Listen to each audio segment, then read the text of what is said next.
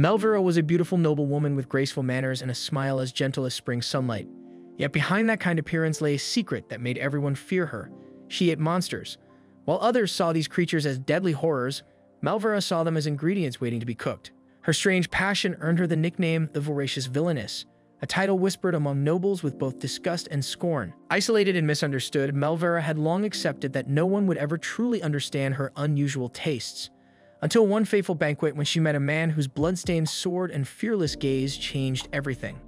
On a peaceful morning, Melvera is sitting calmly on a park bench enjoying what looks like the perfect sandwich. She eats it so blissfully that an older man passing by can't help but stop and stare. The sight is oddly mesmerizing. Every bite she takes seems to fill her with pure satisfaction.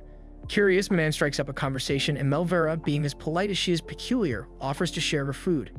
He accepts, though maybe a little too eagerly, and takes a huge bite. Immediately, his eyes light up. The flavors are rich, complex, and balanced in a way he's never tasted before. It's so good that he blurts out that he could eat this forever. But then, casually, he asks what kind of meat it is. Melvera smiles and calmly replies, "Backhorn." And at that very moment, his face turns pale.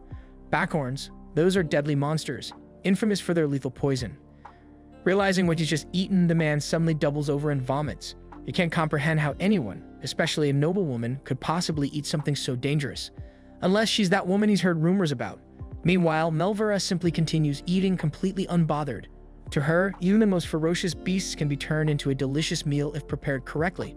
She doesn't expect others to understand, but deep down, she believes that someday someone will. The very next day, Melvera attends a grand banquet hosted for the nobles. The hall is magnificent, filled with glittering chandeliers and tables overflowing with exquisite dishes. Melvera, as always, is enjoying herself, sampling everything she can, when a familiar woman approaches. It's Mrs. Talbot, her stepmother's attendant. With a stern expression, Mrs. Talbot reminds her of the real reason she's there. Melvera's cheerful smile instantly fades. The banquet isn't just about celebrating the harvest, it's also a social event for nobles to meet potential partners. As the daughter of a count, Melvera is expected to find a suitable fiancé. Her stepmother has threatened to send her to a convent if she fails this year. Even her father, trying to be lenient, said he'd accept anyone, even a mere knight, so long as they're decent. Reluctantly, Melvera decides to play along. But as she scans the hall, she notices the nobles whispering behind her back. Their glances are cold, their gossip merciless. That's when she realizes none of them want anything to do with her. Her reputation as the woman who eats monsters has already spread too far. Feeling disheartened, Melvera drifts away from the main crowd and heads toward the area where the knights are gathered. Maybe she thinks someone there won't recognize her. But before she can even approach them, chaos suddenly erupts. A monstrous roar echoes through the banquet. Guests scream as tables overturn and chandeliers shake. Out of nowhere, an enraged creature bursts into the area, a mad backhorn. In the midst of the confusion, Melvera spots an elderly couple who have fallen and can't get up. Without hesitation, she rushes toward them, urging them to escape. But before they can move, the backhorn looms over them, its eyes glowing with madness. Her instincts tell her to run. But seeing the couple's terrified faces, Melvera makes a split-second decision. She shouts, waving her arms, drawing the beast's attention toward herself instead. The monster charges straight at her. And just when it's about to strike, its head suddenly flies off. Standing before her is a man with a blood-stained sword, his expression calm yet terrifying. Whispers rise among the onlookers. He's the blood-mad Duke Roger. His reputation is as fearsome as the monsters he slays. Roger's unusual eyes lock with hers, and for a moment time seems to stop. Melvera stares, not in fear, but in quiet awe. Yet Roger mistakes her expression, assuming she's terrified of him. But instead of shrinking back, Melvera gracefully stands and introduces herself with proper noble etiquette. Roger pauses, surprised that she's still following social manners right after almost dying. He asks if she's hurt, but Melvera's attention is fixed elsewhere on him. There's blood splattered across Roger's face, and she looks genuinely concerned. She immediately tells him to wash it off. She explains, almost like a teacher, that mad backhorn blood carries magical toxins. It can cause fever or terrible stomach pain if it's absorbed through the skin. Then she adds, almost casually, that if the beast wasn't mad, its meat and blood could have been used to make sausages. Roger blinks, speechless. No one has ever spoken to him like this before. When Melvera insists that he clean himself at once, Roger doesn't get angry. He's intrigued. He notices how calmly she talks about monsters as if they're just ingredients. She quickly apologizes, worried she said too much, but Roger just hands her a vial of purified water and points out that she might have gotten blood on her too. When he sees her gown soaked in red, he takes her hand gently, saying she should change into clean clothes. Melvera protests that the stains can come out easily with water, but Roger seems far more worried about her than the dress. Then, without thinking, she mentions she butchered a monster last week and got covered in even more blood back then. Roger freezes, completely caught off guard. When he asks for her name again, Melvera introduces herself formally, and that's when he bursts into laughter. He's finally realized who she is, the infamous noblewoman who eats monsters, the voracious villainess. In this world, magical beasts and strange plants, collectively called monsters, are feared by all. Their blood and flesh contain toxins that can make a person violently ill. But Melvera is the exception. Instead of fearing them, she's fascinated by their culinary potential. And as she stares at the slain backhorn before her, she can't help but think it actually looks delicious. Her innocent remark leaves Roger momentarily speechless, and when she awkwardly smiles to hide her embarrassment, it unexpectedly flusters him. When she asks what's wrong, he just clears his throat and composes himself, taking her hand once again. That's when Melvera realizes this man isn't afraid of her for eating monsters. Not one bit. As they walk together, Roger suddenly asks if backhorn meat really tastes good. It's such a casual question that Melvera almost laughs. Still, she admits softly that it's delicious, similar to beef, though tougher. She explains how she tenderizes it and removes the magical toxins. Instead of reacting with disgust, Roger listens carefully, fascinated. It's the first time anyone has taken genuine interest in her knowledge. Overwhelmed, Melvera lowers her head, hiding her tears. She explains her process, using special tools and purification spells to safely draw out the toxins. Roger's eyes light up, and he immediately asks if she could prepare a monster dish for him someday. Melvera is startled. She warns that only people with strong constitutions can eat it, but Roger just grins, clearly excited. Before long, he brings her to his pavilion where his aide, Chaos, greets them. Roger tells Chaos to bring Melvera fresh clothes and water to wash up. As she steps into the tent, she notices rows of weapons and the faint scent of iron in the air. Roger has even prepared a tub of warm water for her, but insists she should wash first. Instead, Melvera insists he go ahead. And without a second thought, Roger removes his upper clothing. Melvera freezes. She's seen knights and hunters bathe outdoors before, but this feels different. Her eyes, no matter how hard she tries, won't look away. Roger glances over, asking if something's wrong. Flustered, Melvera admits honestly that his physique is good. Roger seems genuinely surprised by that. He doesn't even realize how imposing he looks. When he resumes washing, Melvera gathers her courage and asks if he could teach her to fight monsters. Roger doesn't say no, but after glancing at her slender arms, he suggests that maybe she should just leave the slaying to him. She looks slightly disappointed, and realizing his mistake, Roger quickly explains that he only means he's more used to fighting. Then he changes the subject, asking if there's a particular kind of monster she'd like to try eating. Immediately, Melvera's eyes sparkle. Roger's territory is filled with rare creatures not found anywhere else. What others see as dangerous, she sees as a culinary adventure. While talking, Roger notices a streak of dried blood on her cheek and gently wipes it away. In return, Melvera carefully helps wash his face, her fingers brushing through his hair. For a brief moment, the world feels still between them. Then, Chaos bursts in, horrified. He scolds Roger for standing half-naked in front of a count's daughter, calling it completely inappropriate. Later, Melvera changes into a stunning gown borrowed from the queen. Roger, meanwhile, casually holds the severed monster head like it's a trophy. Melvera, amazed by his strength, blurts out that she wishes she could slay beasts too. Chaos watches silently, thinking that perhaps his master has finally met his match. That evening, Roger escorts Melvera back to her carriage. She thanks him with a curtsy, and though they part ways, both clearly wish they could stay longer. Before she leaves, Roger promises to slay a royal noodle for her next time. Melvera's eyes light up, and she gently reminds him that it would taste even better if captured alive. That makes Roger grin. It's a challenge he's eager to accept. Before leaving, Melvera gave Roger a gift, jerky made from a creature called the scatspit. Without hesitation, Roger took a bite, much to Chaos' horror, since the food hadn't been tested for poison. But Roger didn't care. He loved it. In fact, he even made Chaos try some too. Soon, both men were happily munching away, and Melvera could hardly believe it. For once, someone truly enjoyed her cooking instead of judging her for it. When Roger told her that he was looking forward to tasting more of her monster dishes, her heart nearly burst. No one had ever said that to her before.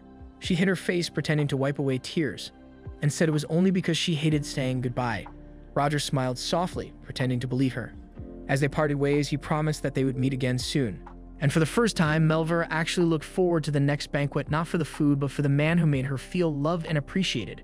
Because maybe, just maybe, she had finally found someone who understood her. Snow has already fallen across the March Raid lands when Melvera finally returns from her travels. But before she can even step inside her home, her father, Ghislaine, is already waiting outside, waving her over with a furious expression. Melvera immediately assumes he's angry because she still hasn't found a suitable fiancé. But it turns out that isn't the reason at all. Ghislaine reveals that he's received a letter, not from some local noble, but from Duke Roger himself. At first, Melvera thinks it must be a mistake, maybe a request for help. But Ghislaine clarifies that it's an actual marriage proposal. The news stuns them both. A duke asking for the hand of a woman from such a humble household? It seems almost impossible. Ghislaine is flustered and Melvera can only sweat nervously, wondering what could have led to this. Meanwhile, in a distant pavilion tent, Duke Roger meets with Crown Prince Maxim. The two discuss their recent monster hunt. Roger reports how he executed the mission perfectly, avoiding any casualties. Maxim listens, clearly satisfied, though something about Roger's tone feels off. While Maxim speaks casually, Roger's words are stiff and formal. It hadn't always been like that. Years ago, Roger used to call him Brother Maxim. But 17 years earlier, everything changed. Maxim was named Crown Prince, while Roger was adopted into the Galber family. Since then, an invisible wall has separated the two brothers. Maxim still treats him warmly, but Roger insists on distance. Trying to ease the tension, Maxim notices the basket Roger is carrying and asks what's inside. Roger tries to hide it, but Maxim is persistent. He somehow already knows about Roger's growing connection to Melvera, and when he mentions her name, Roger's calm mask cracks. Before Roger can react, Maxim snatches a piece of jerky from the basket and takes a bite. He's immediately impressed by the taste and asks what kind of meat it is. Roger answers that it's made from scatspit, a spiny monster. Maxim, intrigued, guesses that Melvera prepared it. When he sees how fondly Roger talks about her, he teases him, asking what his next move will be. But Roger avoids the question entirely, saying he'll remain on standby. He quickly leaves before Maxim can press further. As Roger walks away, frustration rises in his chest. Maxim's teasing hits too close to the truth. Because yes, it's rare for Roger to feel this drawn to anyone. But Melvera's image won't leave his mind. He remembers her from the banquet, the so-called voracious villainess who'd selflessly shielded an old couple from danger. That single act overturned everything he heard about her. Soon after, one of his subordinates, Chaos, approaches with news that the monster habitat is now secure.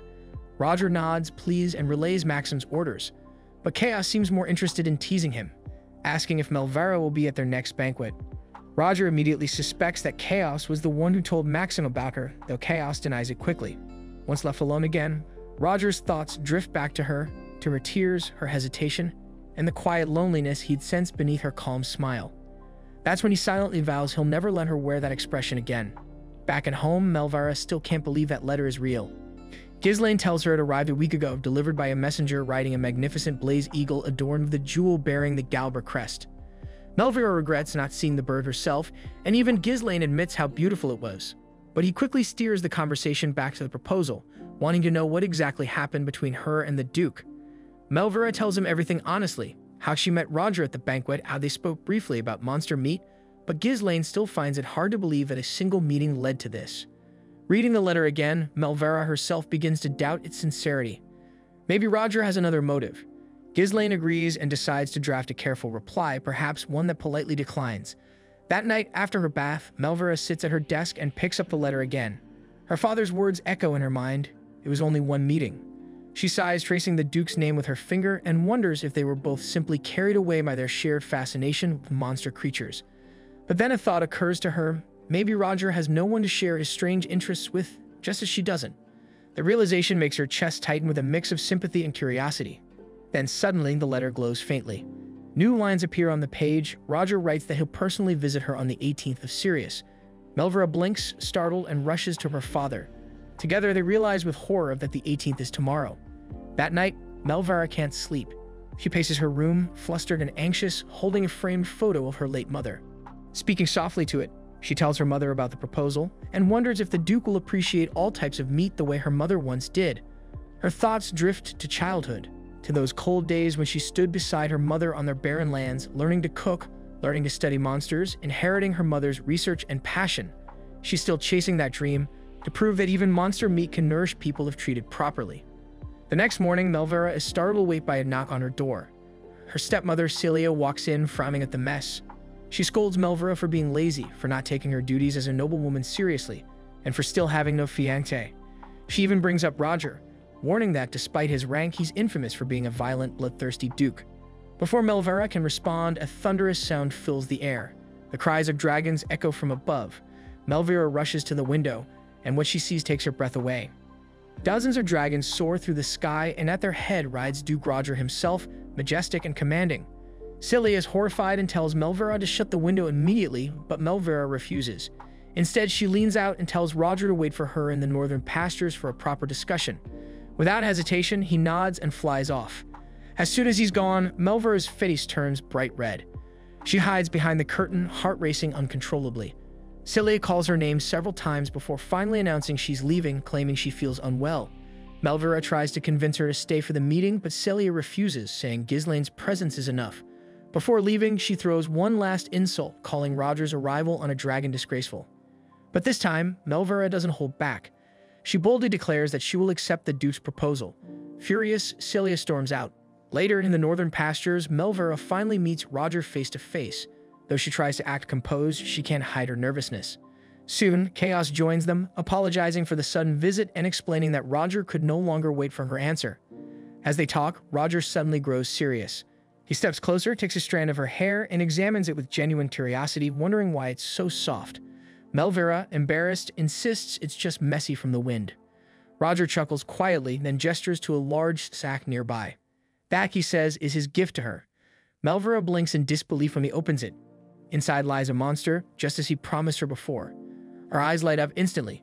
She can barely contain her excitement as she thanks him again and again. When he lifts the cover completely, she gasps.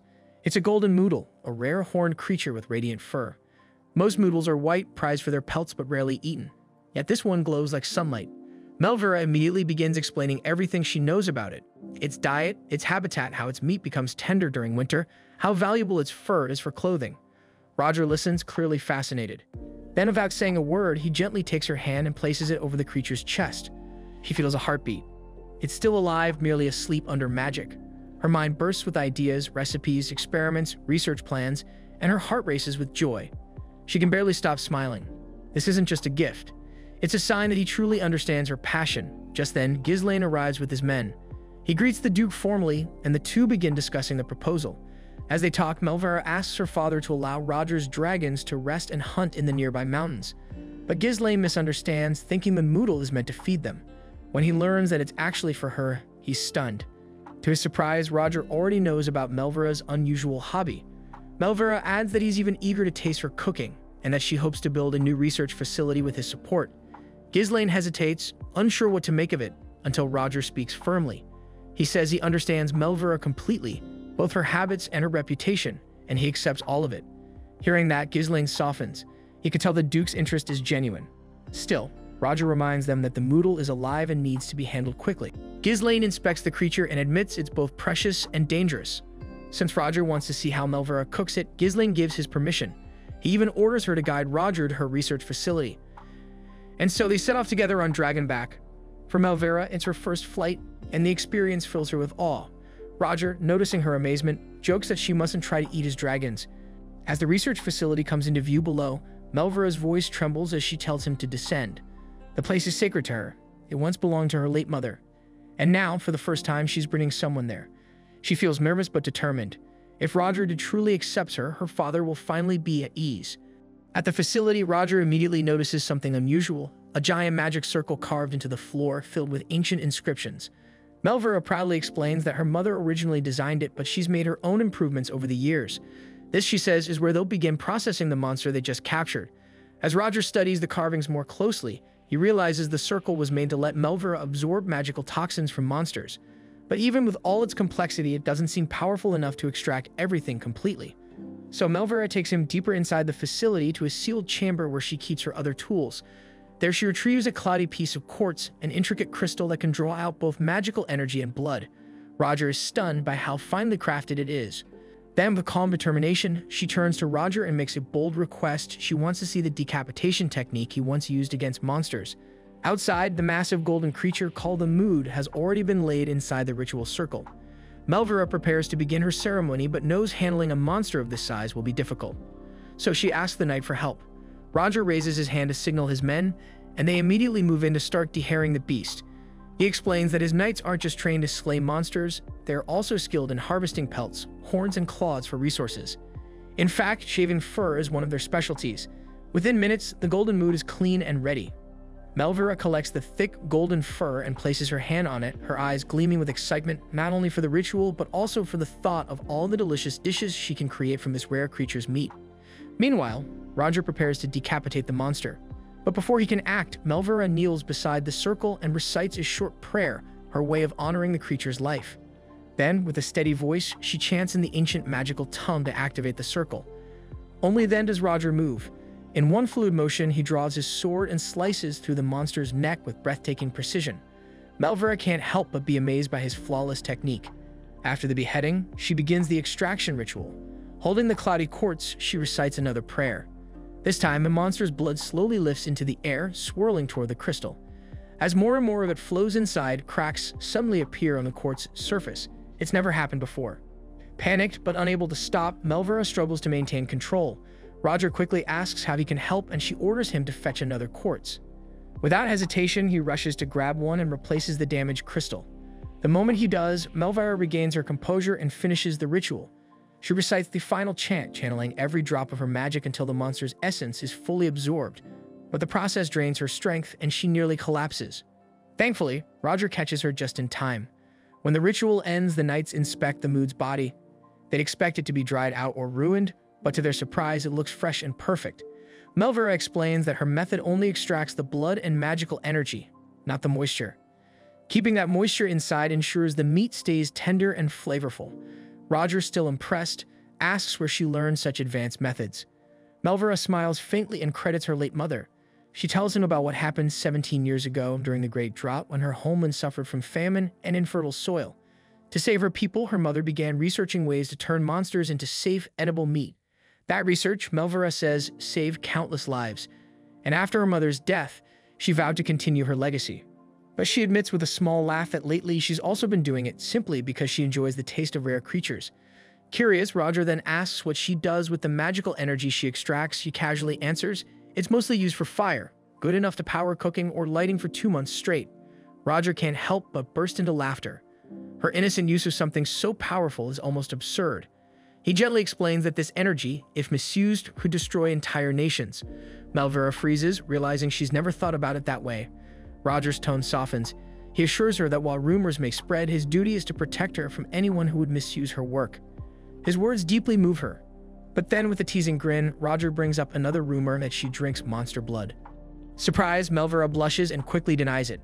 Roger only grows more serious, staring into her eyes and declaring that he'd lay down his life for her. Embarrassed, she calls him out for joking, but he insists he means it. Flustered, she blurts out a few compliments in return, praising his eyes, his hair, even his cape. The air grows awkward between them, until chaos breaks the moment. Melvera clears her throat and quickly changes the topic, saying they should start preparing the meat.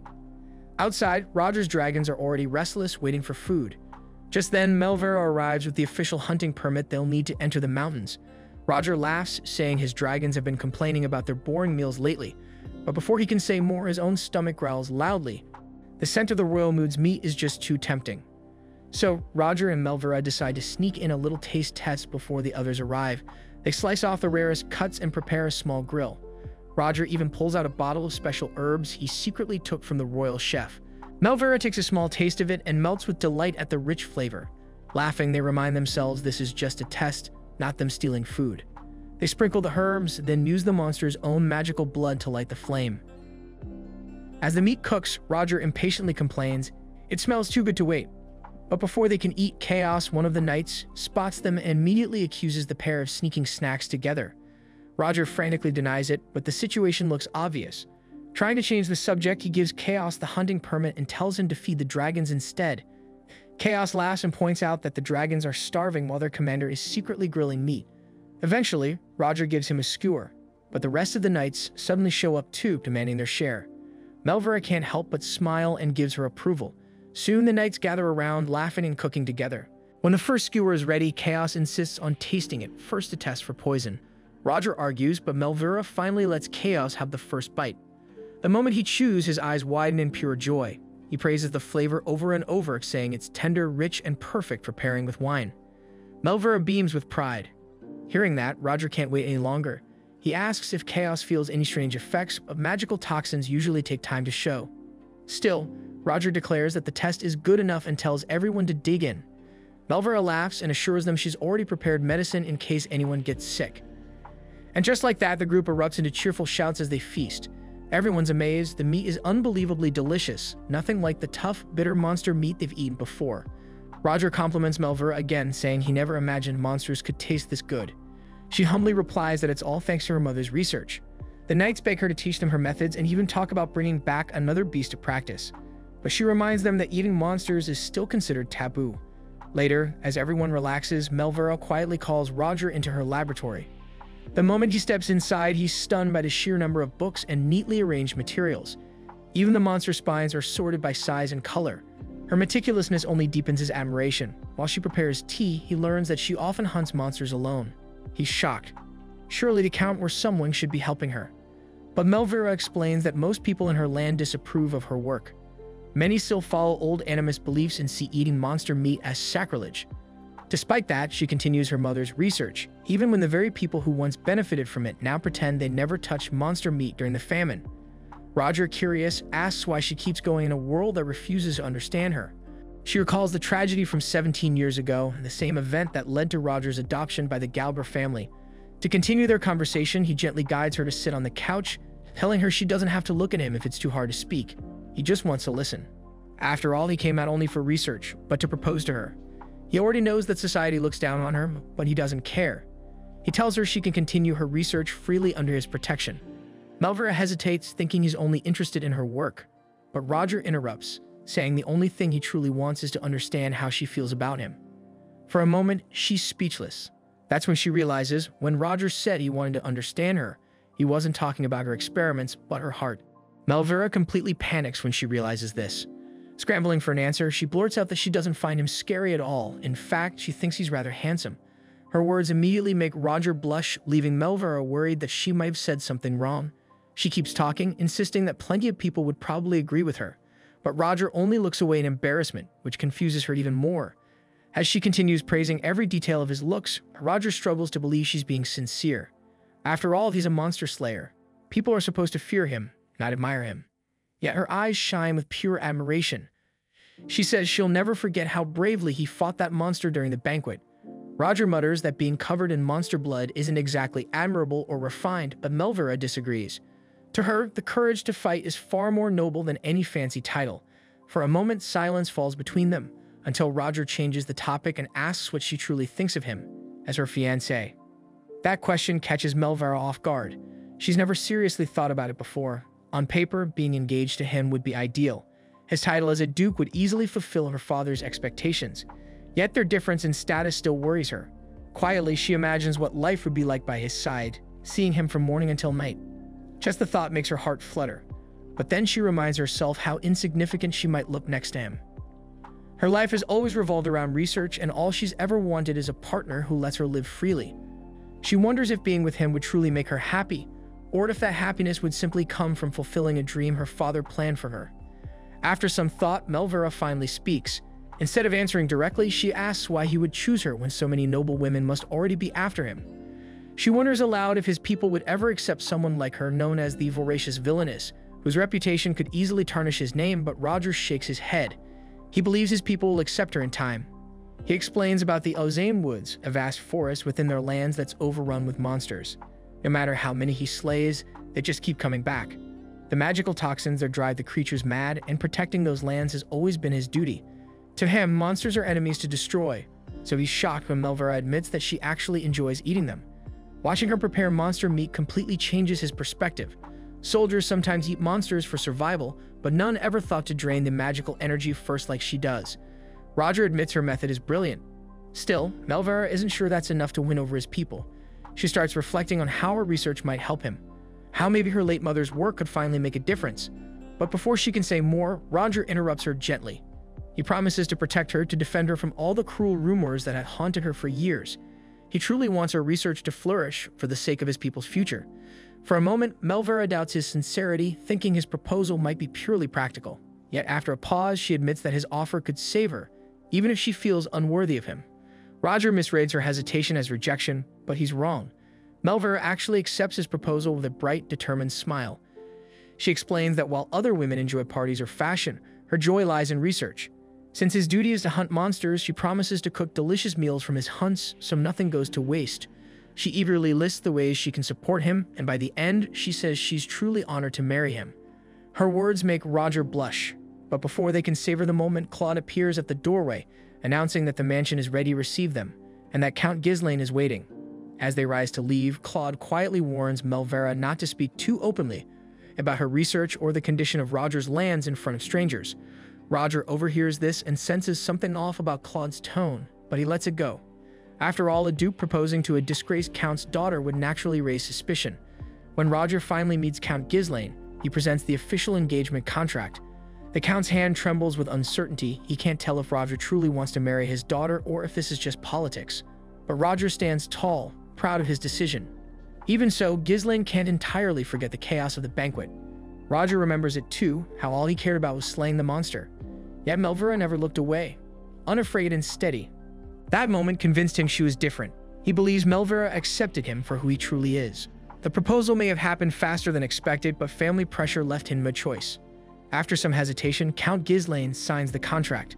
His only concern is Melvera's strange habit of eating monsters, but Roger reassures him. It doesn't bother him at all. Before they part, Ghislaine asks a final question. Why would a Galbra, from a long lineage that rarely marries, suddenly seek a fiancé?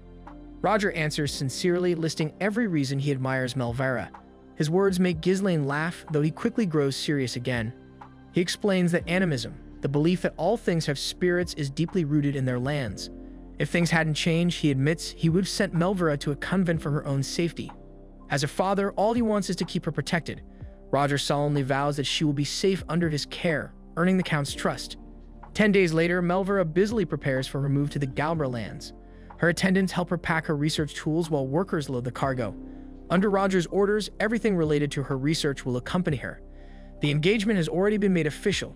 As she finishes packing, Melvera recalls the contract signing with her father, a document imbued with faint magic. Roger had explained that the spell simply symbolized his vow, making their engagement unbreakable. Beneath all the formalities, what he truly wanted was to see her resolve. In that quiet moment, they shared a deep connection. But Count Ghislaine had one last secret, a truth Melvera doesn't know. After the signing, he privately confessed to Roger that he was the one who started the rumor about Melvera eating monsters. He did it to protect her, crafting that image so no one would exploit her research. Roger understood, but firmly asked him never to do it again. Back in the present, Melvera studies the glowing contract once more when her assistant Mullen reports that the cargo is ready. She gives him instructions, then sighs, realizing this is really happening. She wonders if other couples move in this quickly. But Roger had insisted winters are too long and he can't wait any longer. Melvera's eyes then wander to a photograph of her late mother Elise. She quietly wonders how Elise must have felt on her own wedding day. Just then, her servant rushes in to say her father is waiting. Melvera takes one last look around her room, knowing she may not return for a long time. When she knocks on the study door, she's surprised to find her stepmother, Celia, sitting in her father's chair. Celia says it's only proper that she sees Melvera off, though she can't resist making snide comments about dragons. Melvera coldly asks where her father is, and Celia gestures outside. Before letting her go, Celia sneers again, accusing her of seducing the Duke. Melvera keeps her composure and politely replies that her loyalty now belongs to the Galbra family. That calm answer only enrages Celia further. She begins comparing Melvera to her late mother, whom she admits she despised. Melvera is stunned. She never knew Celia even met her mother. But before she can ask more, Celia warns her. If she fails to marry the Duke, she'll be sent to a convent with no home to return to. Melvera leaves in silence. Deep down, she's used to Celia's bitterness, but hearing even a glimpse about her mother feels strangely comforting. Outside, her father greets her warmly. He notices her coat, the same one Elise wore on her wedding day. Smiling sadly, he reminisces about Elise's first snowfall, how excited she was, and how she caught a cold the next day. The memory brings tears to his eyes. But suddenly, a deep roar echoes from above. They look up and see a dragon descending from the clouds. It's Roger. Melvera rushes to meet him as he lands. He takes her hand, kisses it, and greets her as his betrothed, making her face turn crimson. Count Ghislaine chuckles while Roger smirks playfully, clearly enjoying her flustered reaction. After confirming that all her belongings are ready, Roger glances at a pile of discarded boxes nearby and casually offers to burn them. Then he declares it's time to take his fiancée home. Count Ghislaine watches as Roger helps Melvera climb onto the dragon's back. He hopes to see her again by spring, but Roger says he intends to keep her in his lands until the wedding.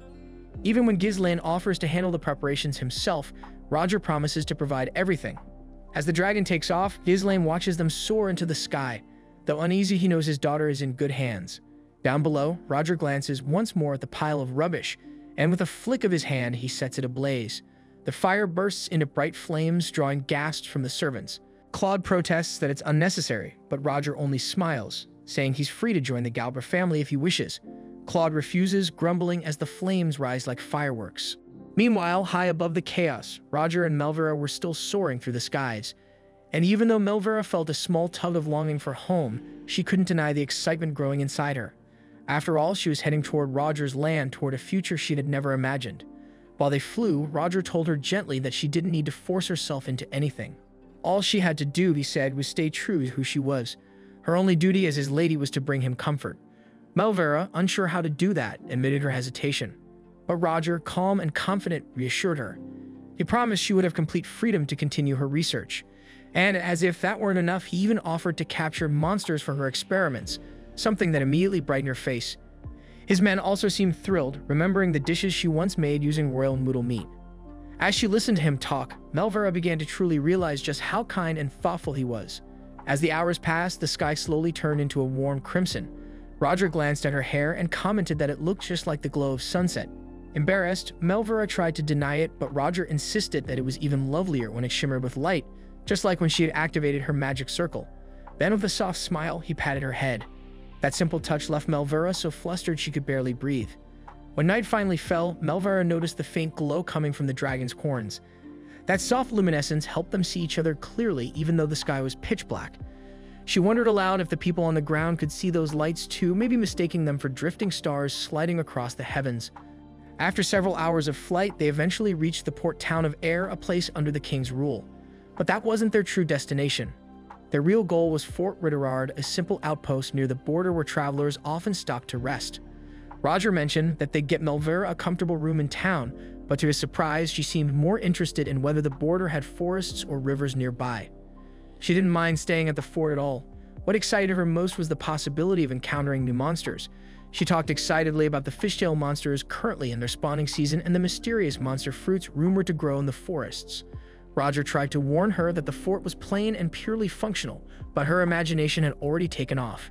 She couldn't stop picturing rare creatures she had only read about, creatures she wanted to see, study, and maybe even taste.